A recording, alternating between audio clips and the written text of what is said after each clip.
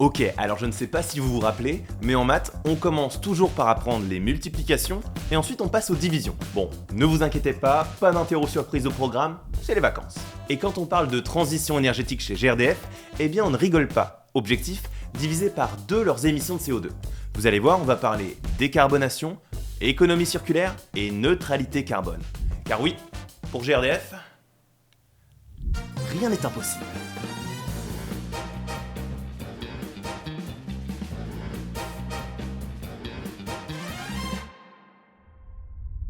Alors, vous êtes directeur stratégie chez GRDF et j'ai une première question qui devrait être très simple pour vous. C'est quoi la décarbonation? Alors, on connaît tous le dérèglement climatique. On vit dans nos vies quotidiennes ses conséquences, des canicules, des inondations, des pluies torrentielles. La décarbonation, c'est le passage d'un moment où nous émettons beaucoup trop de gaz à effet de serre dans l'atmosphère à une trajectoire qui nous permettra d'avoir des émissions que la Terre peut absorber. Concrètement, ça veut dire quoi pour une entreprise comme la vôtre qui transporte du gaz? C'est quoi la stratégie? La stratégie, c'est de changer nos métiers.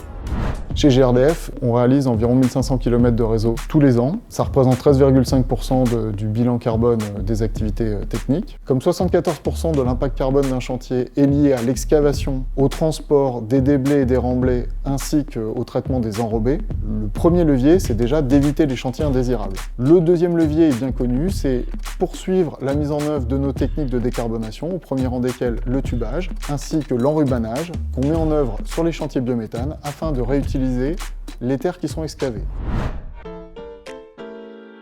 Est-ce que vous pouvez m'expliquer un petit peu ce qui se passe, Antoine? On renouvelle en fait 275 mètres de réseau acier, qui est l'ancien réseau gaz de la rue. Depuis des années à GRDF, on a toujours un sarcophage de sable en dessous et au-dessus des réseaux et des branchements. Il nécessite des camions bennes qui circulent et qui consomment du diesel.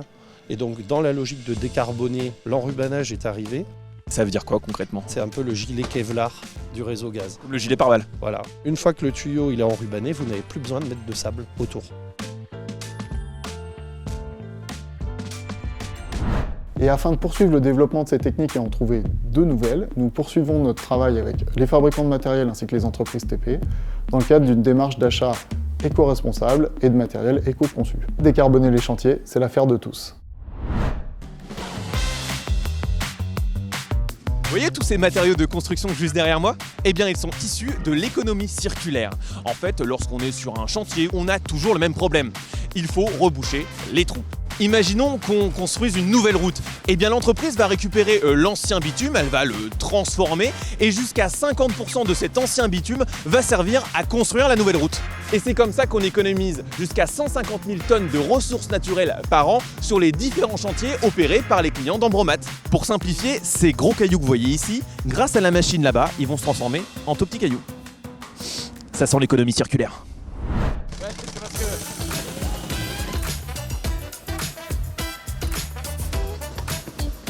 Christophe, sur ce chantier, vous utilisez des matériaux recyclés. En quoi ça fait partie de l'économie circulaire? Et d'ailleurs, ils sont où tous ces matériaux recyclés? Là voilà, ils sont ici, ils sont sous tes pieds. C'est un produit qui vient de la déconstruction des bâtiments essentiellement, donc du béton qui a été concassé et recriblé pour donner un 0,20. Donc notre économie circulaire, c'est celle-là, c'est de la démolition, on la remet à la place d'un remblai noble.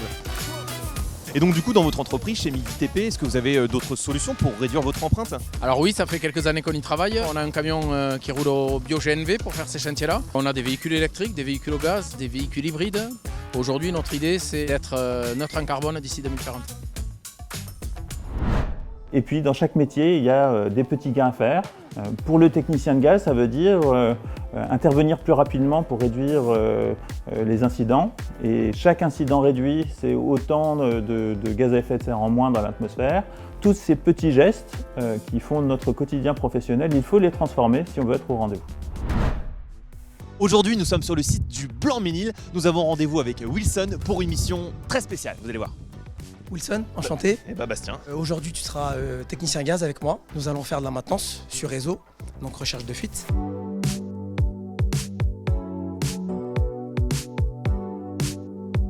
Du coup, les appareils sont paramétrés. On y va, c'est parti. Allez, mission recherche de fuite. Via le logiciel, on a le visu sur le réseau et on passe sur les failles qu'on peut apercevoir sur le sol pour détecter une fuite de gaz. Tiens, voilà Bastien, nous avons une notification, c'est rouge. On vient de détecter une fuite. Mais ça va, c'est pas dangereux pour l'instant. Les valeurs sont faibles, on saura après l'investigation. Bonjour Romain, Bonjour, ça va? oui ça va et toi? Bah super. Donc en fait c'est bien ici qu'on a reçu l'appel de Wilson suite à son alerte de fuite. D'accord, bon ça va, y a pas eu de soucis.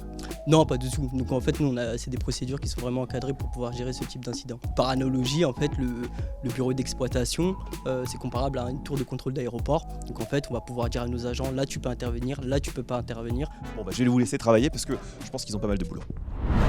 On a planté le décor, l'histoire commence à prendre forme et avec un pitch solide et une ambition affirmée, eh bien il ne manque plus qu'un élément clé, le public. Car une belle histoire, c'est toujours mieux quand elle est partagée.